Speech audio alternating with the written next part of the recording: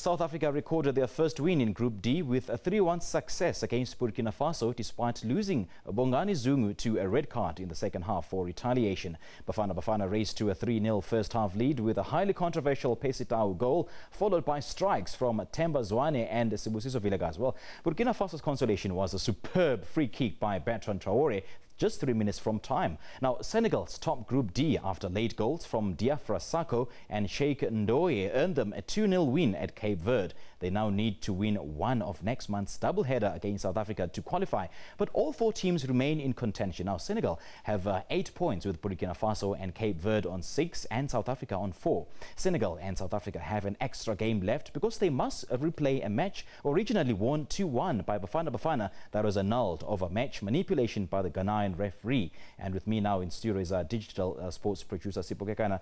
Bye-bye, very good afternoon to you and welcome to the show. To you too. Now, a magnificent performance, a great game plan. The boys did well, shocking so many South Africans. Yeah, I think we must just give credit where it is due. The players rose to the occasion on the day. They showed a lot of character.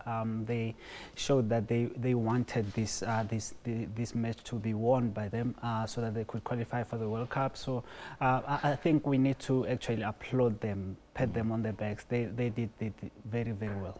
Are you also shocked and surprised as well? Yes, I am shocked and surprised. Yeah, I think what worked, looking at some of the factors that I think might have worked for Stuart Baxter was the fact that he had the likes of Percy Tau, Vilakazi and all the players that the 3 players and Zwani, Themba Zwani from Sundowns. So I mean, if you look at the national team, players get only about a couple of days before the match to meet. So if you have 2 or 3 players from the same team, already you have that almost harmony going.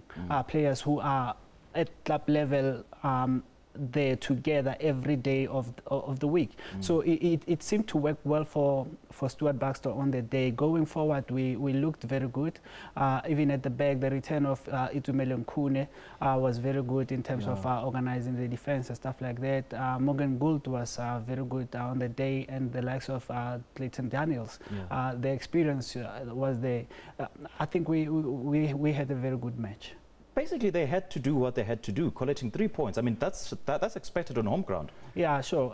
Even though the fans stayed away, that didn't seem to dampen their spirit. They seemed to be well motivated to go on and win that match. So now we find ourselves in a very difficult position again with 4 points, which is good. I mean, which is good. But the fact that Senegal are sitting on 8 points at the top of the group is going to make life a little bit difficult for us, because they know that if they frustrate us perhaps with 2 draws, they stand a chance, or if they win 1 match against us, they stand a chance of actually going to the World Cup, because it's only the group, the team that finish at the top of the group that will qualify. So that is going to make life difficult a little bit for us, but the group is open now. It's up to us. We have to play. Unlike yesterday, we don't have to depend on any other results. We just have to make sure that we go out there and get it ourselves. How do you think they fared though with only 10 men on the pitch after Zungu was given the marching orders? Yeah, look, I was surprised. They seemed so motivated. They seemed so motivated because they could still hold their own until even when Hlomphokekana came in, he was still able to. He managed to at least stabilize the team in the middle there, allowing Kamohelo Mokocho to go forward. So. But generally, I think the players did very well, and I must also say that we need to commend the likes of Sundowns and Pitso Mosimane for the good work that they are doing with the likes of Percy Tau. I mean, Percy Tau, I think, is on the right track to becoming actually the best player in South Africa at the moment, and it was because Pitso believed in him. And had it been at another club under a different coach, looking at his physique, he's very small, he's petite. He's the kind of player that some coach would feel that he does not have the physique to be in the team, but Pitso believed in him, and we need to see more of that. His quality on the field is not about the physique; it's about what the output, what you can do.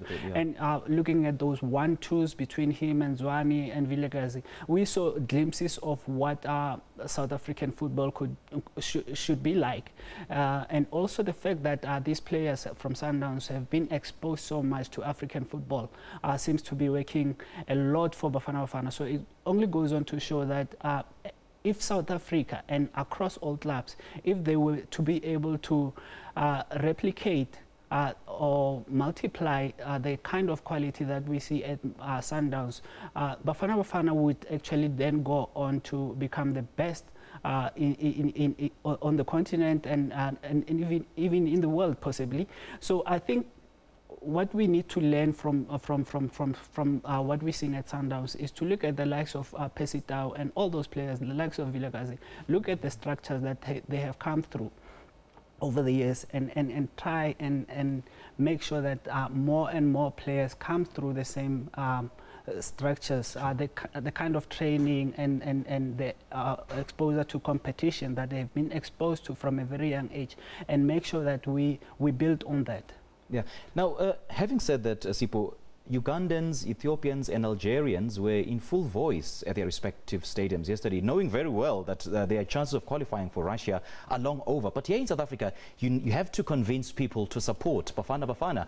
We cannot overemphasize the importance of supporting our national team. Of course, I agree with you. But looking at the reasons why the supporters stayed away, it was they boycotted the match. But I don't think it would be said if they did that against the players, because there seems to be this belief that the players seem to lack patriotism, the passion, which is not true. These players, again yesterday, they showed that in their heart they do want to see themselves playing in the World Cup. So, but then the problem, if they fail, it would be very, very unfair to actually lambaste the players. We need to find where the problem could be lie. But and also, I'm thinking, I hope what the fans were doing, were trying to send a message to SAFA to say, you need to invest more in our football. Yeah. And if that is the message, I think they did well. Like I say, we need to look at all the structures that the likes of Vilakazi, Percy Tau, Themba, Zwani and Zungu, what kind of training they've been exposed to. Because if we can make sure that all the players in the country get the same kind of preparation, then we should be well beaters. Are they prepared enough for the next step? Where to from here for Bafana? Well, at the moment, like I say, it's going to be very difficult because you have Senegal at the top of the log.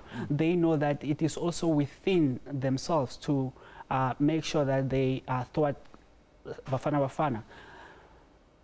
Bafana Bafana need to build on what they did yesterday. They need to ensure that they continue to believe in themselves.